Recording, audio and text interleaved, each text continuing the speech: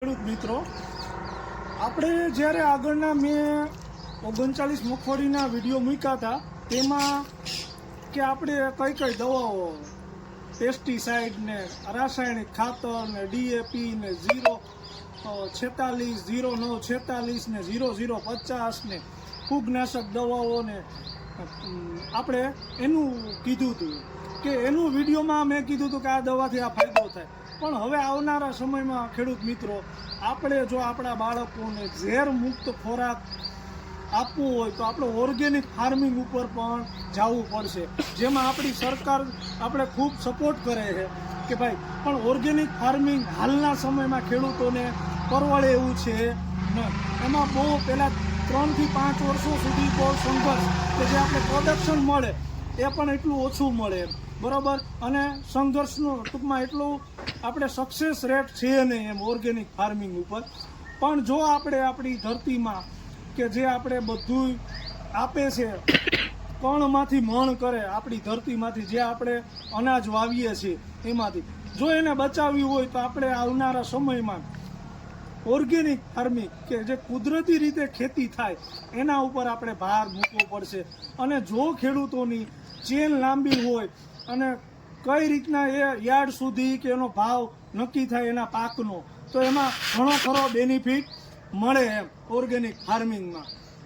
કે ભાઈ કુદરતી રીતે કે માનો કે આપણે એક ગાય હોય, અત્યારના ભાઈ છાણ છે એ કોઈને ગમતું નથી, જૂનું છે એ જ પાછું આવશે એમ બરાબર, પણ થોડોક સમય લાગશે. કે માનો કે આપણે છાણિયું ખાતર કે ભાઈ એક ગાય હોય અને તમારે 10 વીઘાનું ફાર્મ હોય તો તમે એનો ગૌમૂત્રનો ઉપયોગ કરો, છાણનો ઉપયોગ કરો, જીવામૃત બનાવો બરાબર, અને તમારા ખેતરમાં છંટકાવ કરો, અને જે એમાંથી જે વસ્તુ મળે કે અનાજ પાકે એ ઓર્ગેનિક ફૂલ્લી થાય. જે આપણે ડીએપી નાઇટ્રોજન વધારવા મારી પણ આનાથી પણ થાય કે જે માનો કે કચરો છે, આપણે કોઈ પણ પાકનો માનો કે બાજરો વાવ્યો અને એના કરસા છે તો એ છે, ગાયનું છાણ છે, અને એનો ઉપયોગ કરી અને જે જૈવિક આપણે માનો કે કુદરતી રીતે જે આપણી પૃથ્વીમાંથી મળે છે સ્ત્રોતો, અને એને આપણે ખાતર સ્વરૂપમાં નાખીએ અને જે મળે પછી વસ્તુ મળે કે એ ઓર્ગેનિક થાય. માનો કે આ મેં બનાવ્યું છે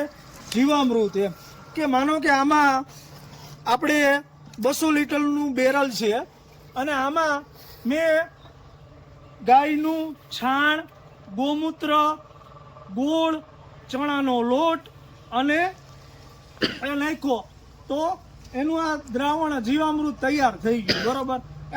આની બાજુમાં ભાઈ સ્મેલ, સુગંધ એ આપણે ગમે નહીં એમ એટલી આવે, પણ એ જ વસ્તુ છે એ ગોલ્ડ છે એમ. આ વસ્તુ છે એ પ્યોર છે. જેમ કે માનો કે આપણે કોઈ પણ આવતી વસ્તુ અત્યારને આપણે ખાઈએ કે પીઝા ને મંચુરિયન ને એ ખાઈએ છીએ બરાબર, અને આપણે માનો કે આ વસ્તુ છે એ આપણા ભાઈ લાડવા ખાઈએ ભાઈ ઘી ગોળના, તો એ આ જમીન માટે આ બેસ્ટ છે. જેટલું પીઝા ને મંચુરિયન ને જે આપણા બાળકો ખાય અને એના નુકસાન કરે બરાબર, એમ આપણે આ પેસ્ટિસાઇડ આપણે એટલી નાખીએ આપણા ખેતરમાં અને રાસાયણિક ખાતરો નાખીએ. પણ આ વસ્તુ છે ને જીવામૃત છે, જૈવિક ઘટકોથી બનતું જે પણ છાણિયું ખાતર છે એ બેસ્ટ છે એમ. અને એ આવનારા સમયમાં અત્યારના હાલના રિપોર્ટ પ્રમાણે એગ્રીકલ્ચરના કે 178 દેશમાં આ ખેતી ઉપર ઓર્ગેનિક ફાર્મિંગ જૈવિક ખેતી ઉપર વધારે ભાર મુકાયો છે. 178 દેશમાં અમલવારી થઈ છે. આપણે આવનારા સમયમાં આપણી સરકાર, રાજ્ય સરકાર, આપણી ભારત દેશની સરકાર આના ઉપર વધારે ભાર મૂકે. અને ખેડૂત મિત્રો, આના ઉપર આપણે એક સમયે આવવું જ પડશે. જો આપણા બાળકોને ઝેર મુક્ત ખોરાક ખવડાવવો હોય તો ઓર્ગેનિક ફાર્મિંગ ઉપર આવવું પડશે. અને ઓર્ગેનિક ફાર્મિંગ છે એ બેસ્ટ છે એમ. આપણે જૂની પદ્ધતિ છે એ જ પાછી આવવી પડશે. જો કે આ એટલું પણ આપણે હું કહું એટલું સહેલું પણ નથી, ખેડૂતોને અઘરું છે. જે પ્રોડક્શન થાય એમાંય ફેર પડે, પણ જો એની ચેનલમાં તમે કામ કરો, માર્કેટિંગથી લઈને એનું વેચાણ સુધી જે આપણે પ્રોડક્ટ વાવીએ તો ખેડૂત મિત્રો સારામાં સારા ભાવ મળે. અને અમુક ઓસ્ટ્રેલિયા છે, પોલેન્ડ જેવા દેશોમાં ઓર્ગેનિક ઉપર ખૂબ જ પોષક તત્વો સભર જમીન છે.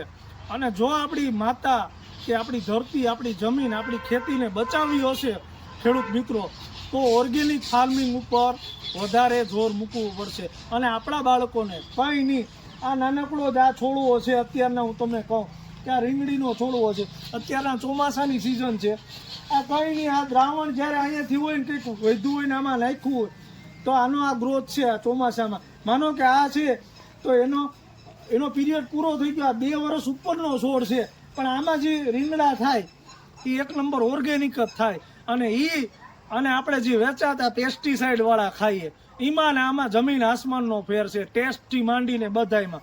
તો આ વસ્તુ છે એ પ્યોર ગોલ્ડ છે ઓર્ગેનિક ફાર્મિંગમાં, કે જીવામૃત ને એના ઘણા પ્રકારો છે ઓર્ગેનિક, કે ભાઈ આપણે સૂકો કચરો, આ બધી ગાયનું છાણ, ગૌમૂત્ર, લીમડો, બરાબર, ખાટી સાય એ નાખી અને એનો આપણે પાક આપણા ખેતરમાં જે વાવેલું હોય એમાં આપણે એનો છંટકાવ કરીએ ખેડૂત મિત્રો, તો એનું રિઝલ્ટ જોરદાર મળે એમ.